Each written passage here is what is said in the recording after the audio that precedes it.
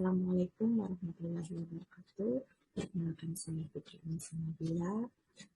Kami dari kelompok 3 yang beranggotakan saya sendiri, Fitri Anissa Nabila, Ibu Fitriana Linda, dan Ibu Gusnati. Pada mata kuliah Manajemen Supervisi dan dosen pengampu yaitu Bapak Dr. M. Jaya Adi Putra, SSI, MPD. Pada materi kali ini, kami akan menjelaskan mengenai kepala sekolah sebagai leader. Mendengar kepala sekolah tentu tidak asing lagi bagi kita.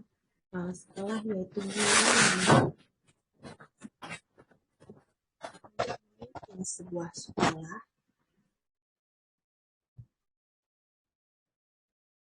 yang biasa kita panggil dengan kepala sekolah.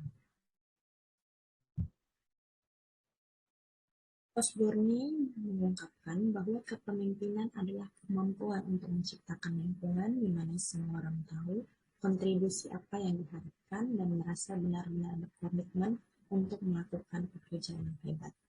Pendapat dari Kowalski juga menjelaskan bahwa fungsi kepala sekolah sebagai leader yang membuat keputusan tentang apa yang perlu dilakukan untuk meningkatkan sekolah.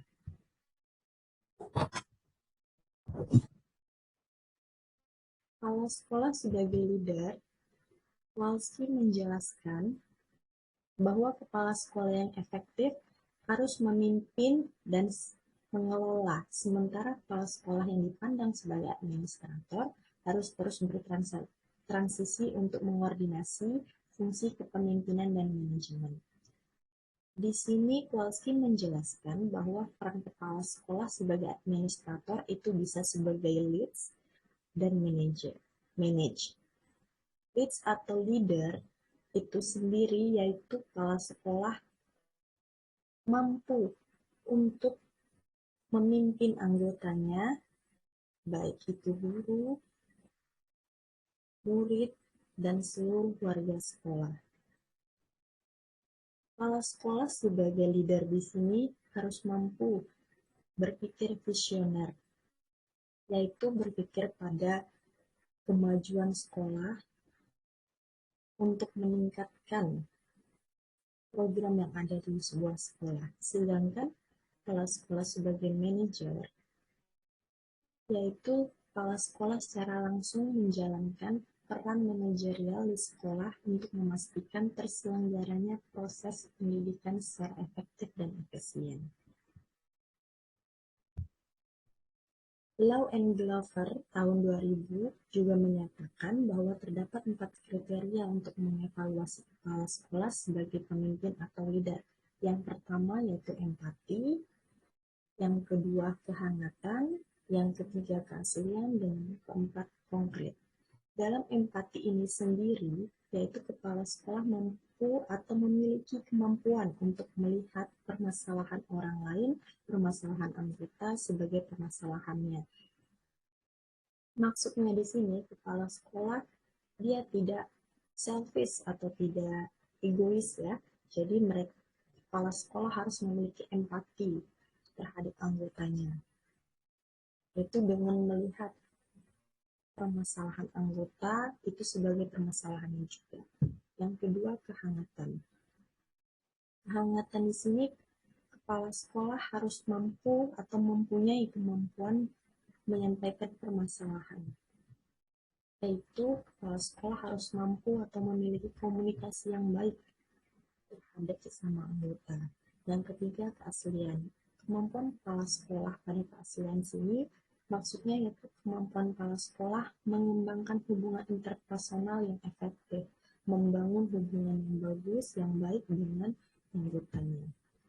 Yang terakhir yaitu konkret.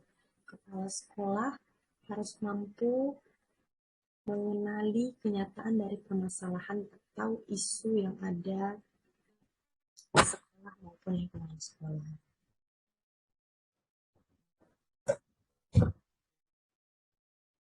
Di tahun 2010 mendeskripsikan 8 dimensi dari kepemimpinan kepala sekolah yang sukses. Yang pertama, mampu menetapkan nilai dan pandangan yang dimiliki untuk mencapai harapan, mengatur arah, dan membangun kepercayaan. Kedua, mampu merubah kondisi dari pengajaran dan pembelajaran. Ketiga, mampu merubah struktur organisasi dan mendesain ulang aturan dan tanggung jawab. Keempat, mampu memperkaya kurikulum. Kelima, mampu meningkatkan kualitas guru. Keenam, mampu meningkatkan kualitas proses pengajaran dan pembelajaran.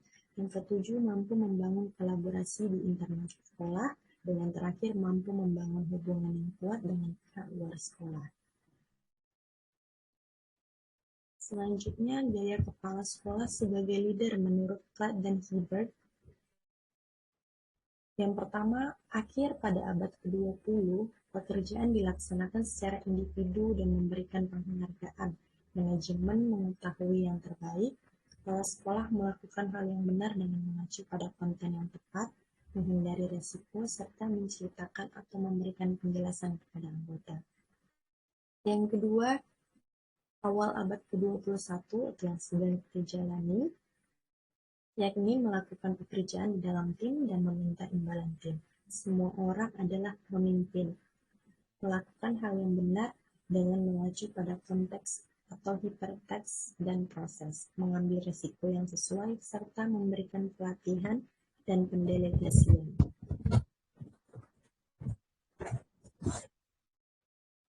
Keterampilan kepala sekolah sebagai leader menurut Osborne pada tahun 2015 ada 4. Yang pertama, berhasil dalam berpikir kreatif dan mengilhami suatu hal.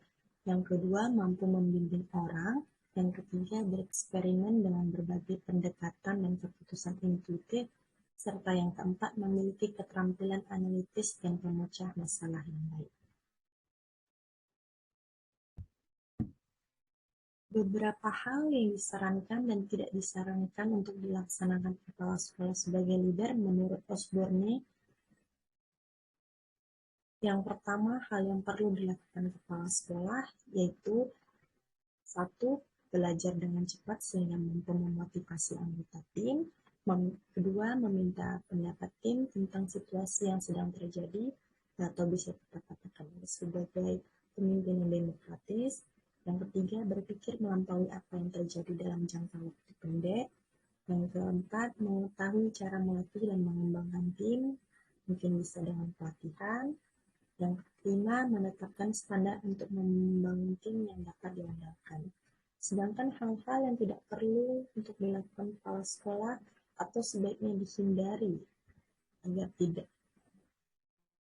menimbulkan perbedaan pendapat atau perselisihan di antara para anggota. Yang pertama yaitu kepala sekolah masih memikirkan hasil kemarin dan masih akan diperhitungkan untuk besok. Mungkin dalam hal kepala sekolah untuk evaluasi mungkin bagus, tetapi kalau terus-menerus dipikirkan itu mungkin tidak baik. Yang kedua, yaitu menjadi tidak terhubung dengan emosi diri sendiri. Ketiga, tidak memperhatikan apa yang terjadi di lingkungan sekitar. Yang keempat, tidak meminta umpan balik tentang kepemimpinan dan ide-ide yang dicetuskan. Dan yang terakhir, tidak menjaga kebugaran fisik dan berpikir positif. Kepala sekolah harus mampu atau sebelum memimpin orang lain, setidaknya dia harus memperhatikan kesehatan diri sendiri. Osborne tahun 2015 menyampaikan ada 6 gaya kepemimpinan kepala sekolah. Yang pertama yaitu korsif, otoratif, afiliatif, demokratif, penetapan, dan pelatihan. Pada korsif, kepala sekolah, gaya pemimpinan kepala sekolah pada korsif ini yaitu kepala sekolah dengan tipe memerintah atau menuntut agar orang mematuhi kebijakan yang ditetapkan dan berproses untuk mencapainya. Namun perlu digarisbawahi bahwa korsif ini berdampak negatif pada anggota. Yang kedua yaitu otoratif. Gaya kepemimpinan ini memiliki ciri memimpin dengan visi yang jelas, self-confess, dan rasa empati sehingga paling berdampak positif. Yang ketiga afiliatif. Kepala sekolah pada gaya kepemimpinan afiliatif menciptakan harmoni dan membangun ikatan atau hubungan serta empati yang baik. Pada gaya kepemimpinan afiliatif, keterampilan komunikasi yang baik sangat diperlukan dan hal ini akan berdampak positif bagi para anggota. Yang ketiga yaitu demokratis. Gaya kepemimpinan demokratis ini yakni kepala sekolah memiliki komunikasi yang mengarah pada permintaan pendapat anggota. Jadi di sini kepala sekolah itu saling meminta pendapat kepada anggota.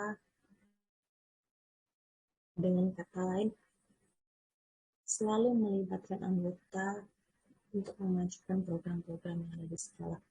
Dan hal ini berdampak positif tentunya. Yang kelima yaitu gaya kepemimpinan penetapan. Kepala sekolah gaya kepemimpinan penetapan ini menetapkan standar kinerja yang tinggi. Walaupun berproses untuk mencapai keberhasilan, namun komunikasi dalam hal penetapan ini yaitu bersifat memerintah hampir sama dengan gaya kepemimpinan kursif yang di atas tadi, dan ini tentunya berdampak negatif pada anggota. Yang keenam yaitu pelatihan. Gaya kepemimpinan pada pelatihan yaitu mengembangkan keterampilan dan empati pada orang lain, tapi tidak mementingkan diri sendiri. Dengan kata lain, gaya kepemimpinan ini sangat baik karena anggota dan kelas-kelas sama-sama belajar dan mengikuti pelatihan, yaitu dengan mengajak anggota untuk berpartisipasi.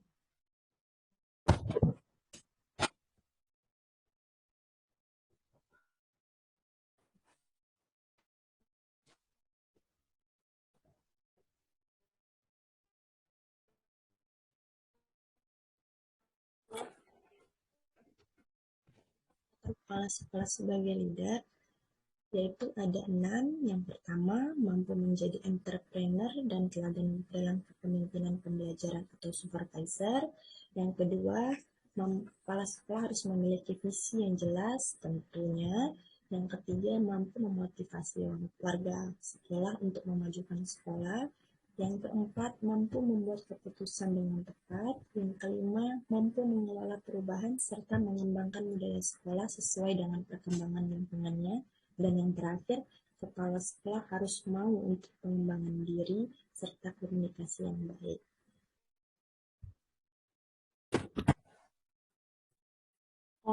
Perbedaan sekolah sebagai kepala sekolah sebagai manajer dan di sini dapat dilihat kepala sekolah sebagai manajer yaitu kesuksesan berdasarkan kredibilitas dan memiliki tujuan serta rencana, mendefinisikan pernyataan tentang visi dan tujuan serta nilai, melakukan hal yang benar dengan strategi top-down dan pengukuran kegiatan, menekankan hasil jangka pendek, linear, rasional, dan analitis. Yang kelima, menekankan pada perilaku kepatuhan serta melakukan pengontrolan. Yang gaya terbaik yaitu merencanakan, mengatur, mendelegasikan, dan mengontrol. Teknik yang ketujuh, teknik dan fokus pada konten serta mengontrol kualitas dan pandangan ke dalam. Yang ke-8, terdapat upaya dan penghargaan terhadap individu karena manajemen mengetahui yang terbaik. Dan yang terakhir, sukses sebagai kesuksesan pribadi dan terbaik untuk organisasi. Sedangkan kepala sekolah sebagai leader, yakni kepala kesuksesan berdasarkan inovasi dan adaptasi serta memiliki visi dan nilai-nilai atau energi. Kedua, kehidupan organisasi dari adanya visi, tujuan, serta model nilai-nilai. Ketiga, melakukan hal-hal yang benar dengan kepemimpinan di semua tingkatan dan pengukuran hasil. Yang keempat, menekankan hasil jangka panjang dan gambaran besar, sistem, menyelaraskan keseluruhan, serta intuitif. Yang kelima, menekankan pada moral komitmen, serta menginspirasi, menciptakan cara-cara baru, melatih, dan sebagai mentor. Yang ketujuh, banyak gaya kepemimpinan dengan situasional. Yang kedelapan, menetapkan prinsip dan konteks dengan memperhatikan proses serta semua orang yang bertanggung jawab untuk kualitas dan fokus pada pelanggan. Yang kedelapan, upaya yang dilakukan oleh individu dan tim dengan penghargaan karena bersama-sama tahu yang terbaik, dan yang terakhir, sukses sebagai keberhasilan orang lain dan terbaik untuk organisasi di masyarakat. Baiklah, saya rasa itu yang dapat saya sampaikan. Kurang lebihnya saya mohon maaf. Apabila ada salah-salah kata, saya mohon maaf. Saya akhiri. Assalamualaikum warahmatullahi wabarakatuh.